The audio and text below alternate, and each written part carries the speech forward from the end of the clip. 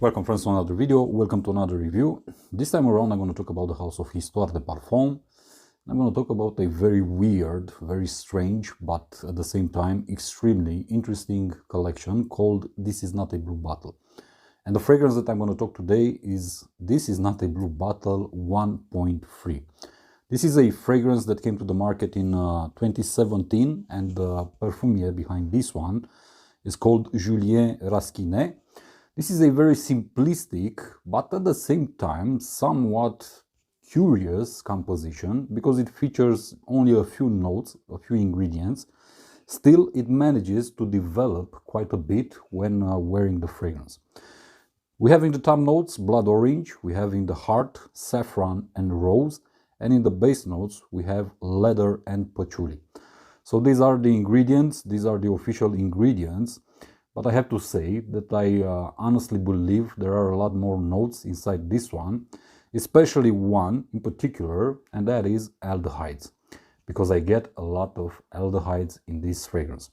This is a rose fragrance, a rose leather combo fragrance that's very interesting. It's not your typical rose fragrance or your typical rose leather combo fragrance, mainly because this is very fresh, it's very uplifting, it's very energizing, but at the same time it's very cold and very metallic. That's why I say that I get a lot of aldehydes with this one. And if you want a very good example of a fragrance that has aldehydes, then I highly suggest you to try Serge Lutens Dent de Lait, or still from Serge Lutens Laine de Verre, who are actually hugely infused with aldehydes. And if you like this note in fragrances, then you're going to definitely love those creations from Serge Lutens. Aldehydes give a very metallic vibe to a composition, and I do get this one with This Is Not a Blue Bottle 1.3. It opens with a beautiful blast of blood orange, which doesn't last too long on my skin, to be honest with you. And afterwards comes from behind the main accord created by the rose and the leather. The rose in this one, I would say it's very playful, it's very joyful if you want. I would say it's pink rose. It gives me the impression that it's a Bulgarian rose in this one. And also you get the leather, which isn't a heavy ingredient in the composition. It only has the role to assist the rose found in this one. So what you get with this fragrance, or at least what I get with this fragrance every single time that I wear it, is a very refreshing, very cold, very metallic, very uplifting, bright, sunny, if you want, rose note, where you have some leather, some patchouli, and a hint of saffron, only to give it a little oomph, to give it a little backbone, to make it stronger for that matter. When it comes to who is better suited to wear this fragrance, I would say that this is a perfect example of a unisex fragrance. So both men and also women can wear this one, and I don't see a problem for a man to wear a fragrance such as This Is Not a Blue Bottle 1.3.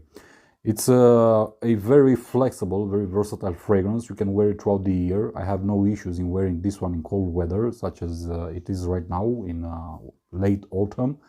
But I do see this one being really great worn in summertime, because I did it. I wore it throughout summertime when temperatures were extremely high. And that cold, metallic, rosy feeling or vibe that you get with this fragrance is simply amazing. It's very refreshing, it's very uplifting, especially if you spend a lot of time outside during summertime. So quite good for this type of scenarios. But as I said, it's a very good fragrance to wear it throughout the year. You won't have any problems in spring or in fall for that matter. And I don't see being problematic, in wintertime, in extreme cold weather. Very interesting composition. You can wear this one casually, you can wear this one semi-formal, you can also wear this one at formal events and dressed up formal, but be careful at what type of events you decide to wear the fragrance. This is a fragrance that's quite unique to my nose, at least, and throughout my fragrance journey, if you want. There are a few fragrances that I've encountered that give this beautiful metallic cold vibe, which I actually prefer. Also, if you want a opposite alternative to something metallic but hot or warm, there are a lot of fragrances out there. I'm just going to remind one from Quinto Canto called Ire, which is the total opposite of this, or the fragrances from Serge Lutens. But let's say it does have a unique signature to the scent, which is what I appreciate, because I don't really enjoy wearing fragrances that other people wear. And I'm always looking to add in my collection fragrances that are unique and lesser known than the vast majority. Therefore, this fragrance gets a recommendation from me, but as always, I highly encourage you to test it out first, to buy a sample or a decant, to try it on your skin, to see how it performs, to see what ingredients out of the composition perform better on your skin, how it interacts with your skin's chemistry, and only afterwards, based on your own conclusions, go ahead and purchase or not a full bottle. When it comes to the bottle, of course, as you can see, this isn't a blue bottle. No, they are really interesting. I really like the styling of this bottle with this circle that tries to, let's say, emulate the colors of the sun throughout the day. Because this is considered a fragrance that evokes the power of the sun, if you want. That's why for me it's a happy fragrance, it's a beautiful fragrance, a let's say luminous fragrance, and I do believe that people will enjoy wearing this one. When it comes to performance, this performs really, really amazing, just like basically every other fragrance from the house of Histoires de Parfums.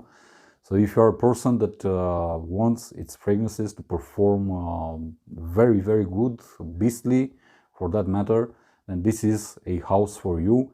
And this collection makes no exception. I'm saying this because I've seen a lot of people talking nonsense about the performance of these fragrances from this collection, saying that they don't last, that they vanish and whatnot. It isn't the case for me. I get with 1.3 and 1.6, the other one that I have in my collection, I get amazing, amazing longevity on my skin. Also amazing projection and very good sillage. So when it comes to performance, this is truly, truly great. Highly recommended. I'm gonna stop here. This has been Histoires de Parfums. This is not a blue bottle, 1.3.